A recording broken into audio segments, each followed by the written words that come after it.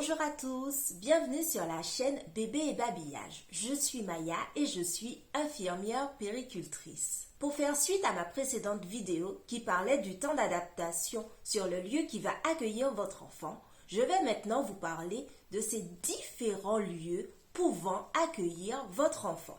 Ces lieux sont maintenant appelés établissements d'accueil de jeunes enfants. Le lieu le plus connu est la crèche collective. Effectivement, c'est les structures que l'on retrouve le plus actuellement. Elles sont financées soit par le département, soit par la mairie et maintenant beaucoup par des entreprises privées. Les crèches collectives sont dirigées par une directrice, suppléée d'une directrice adjointe. Elles peuvent être soit infirmières puéricultrices, soit éducatrices de jeunes enfants ou encore une infirmière ayant de l'expérience dans la petite enfance. Cette équipe encadrante va accompagner les personnes qui vont vraiment prendre en charge vos enfants, c'est-à-dire soit des auxiliaires de puériculture, soit des infirmières puéricultrices ou encore des éducatrices de jeunes enfants, ou ça peut être des personnes titulaires du CAP petite enfance. Dans les crèches collectives, les enfants sont répartis soit par tranche d'âge, soit en groupe mélangé. Ces structures peuvent accueillir énormément d'enfants qui sont répartis sur différents espaces avec la personne qui s'occupe d'eux. En général, il y a une personne pour s'occuper de 5 enfants qui ne marchent pas et de 8 enfants ayant acquis la marche. Hormis la crèche collective, il y a des crèches parentales qui sont peu connues mais qui existent. Les crèches parentales sont gérées par une association de parents qui vont employer des professionnels de la petite enfance pour s'occuper de leurs enfants. Dans la crèche parentale, les parents peuvent aussi s'investir dans la garde des enfants, c'est-à-dire qu'ils peuvent, sur des temps où ils ne travaillent pas, être présents pour s'occuper des enfants. Ils peuvent également créer des ateliers sur ces temps et sont présents, vraiment intégrés dans la vie de la crèche. Ces structures sont plus petites car elles peuvent accueillir jusqu'à 20 enfants et des fois, par dérogation, 25 enfants. Comme autre structure d'accueil, il existe la crèche familiale. La crèche familiale est une structure financée. Plus souvent, c'est les mairies qui gèrent les structures des crèches familiales. Ce sont des structures physiques qui emploient des assistantes maternelles. Les assistantes maternelles sont chapeautées par une équipe encadrante constituée d'une directrice et d'une directrice adjointe qui, elles aussi, sont ou infirmières puéricultrices ou éducatrices de jeunes enfants ou encore une infirmière ayant de l'expérience dans la petite enfance. La crèche familiale est un entre-deux entre les temps collectifs où les assistantes maternelles sont réunies sur la structure et d'autres temps où elles sont à leur domicile. Elles sont souvent sur les structures pour des temps d'activités ludiques où les enfants dont elles s'occupent sont avec d'autres enfants et souvent les temps de repas et de sieste s'organisent au domicile de l'assistante maternelle. Quand vous faites le choix de passer par une crèche familiale, vous n'employez pas une assistante maternelle. Vous rémunérez la structure de la crèche familiale. Il y a aussi des assistantes maternelles qui travaillent chez elles. On les appelle plus souvent des nounous, mais ce sont des assistantes maternelles. Les assistantes maternelles sont également des professionnels de la petite enfance puisqu'elles passent une formation de 120 heures pour pouvoir acquérir leur agrément. Les assistantes maternelles travaillent à leur domicile et ont une autorisation du département pour pouvoir accueillir les enfants chez elles. Une assistante maternelle peut accueillir jusqu'à 4 enfants et par dérogation, ce nombre peut se monter jusqu'à 6. Les assistantes maternelles peuvent également fréquenter certaines activités extérieures, avec l'autorisation des parents bien sûr, et elles peuvent aussi fréquenter leur RAM, mais ça, je vous en parle plus tard. Il y a maintenant des assistantes maternelles qui ne souhaitent plus travailler à leur domicile et qui se regroupent dans des lieux qu'on appelle des MAM. Ce sont des maisons d'assistantes maternelles.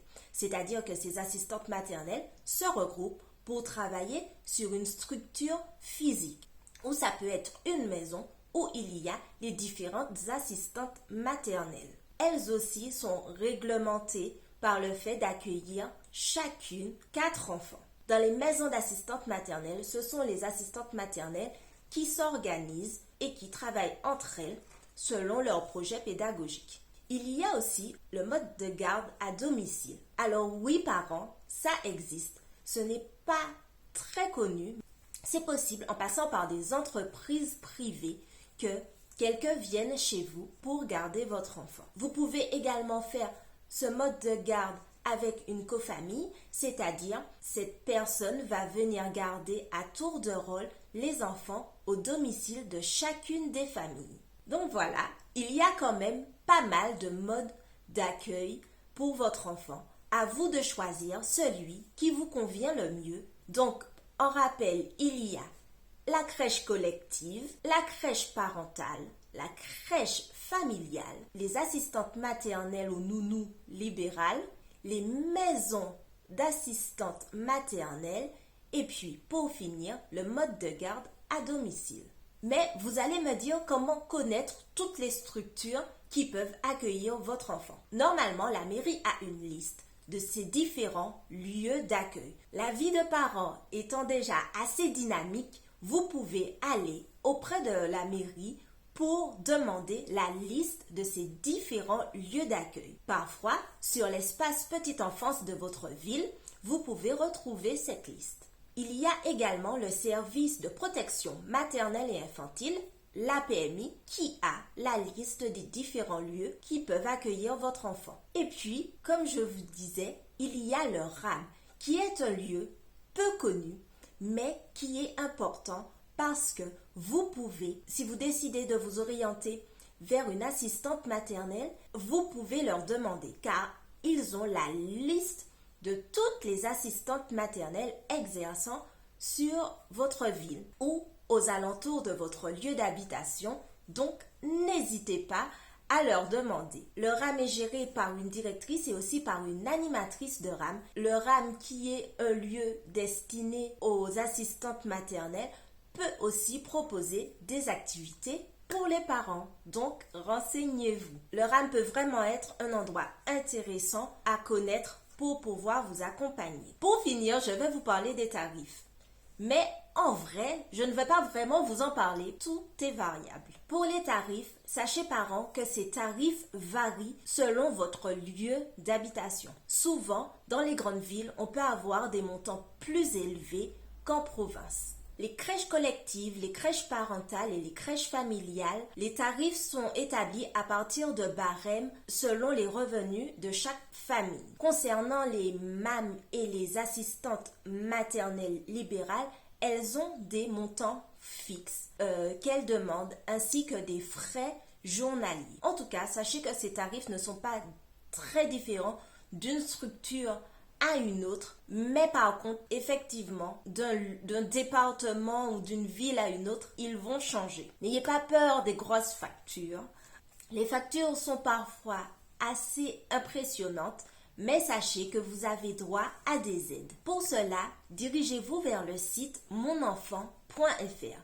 C'est un site mis à disposition par la Caisse d'allocation familiale, la CAF, où il vous sera expliqué toutes les aides auxquelles vous pouvez avoir droit, toutes les aides dont vous pouvez bénéficier. Pour les parents qui sont imposables, sachez que vous pouvez bénéficier d'une déduction d'impôt. Pour cela, il faut, lors de votre déclaration, renseigner le montant que vous payez pour votre garde d'enfant. Sur le site impôt.gouv, il est clairement expliqué quel montant il faut noter, comment le calculer. Donc voilà, cette vidéo est terminée. J'espère que les informations que je vous aurai données vous auront plu et auront répondu à vos questions.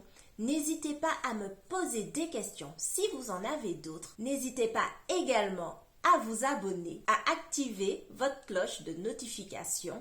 Prenez soin de vous, prenez soin de vos bébés et on se dit à bientôt. Au revoir.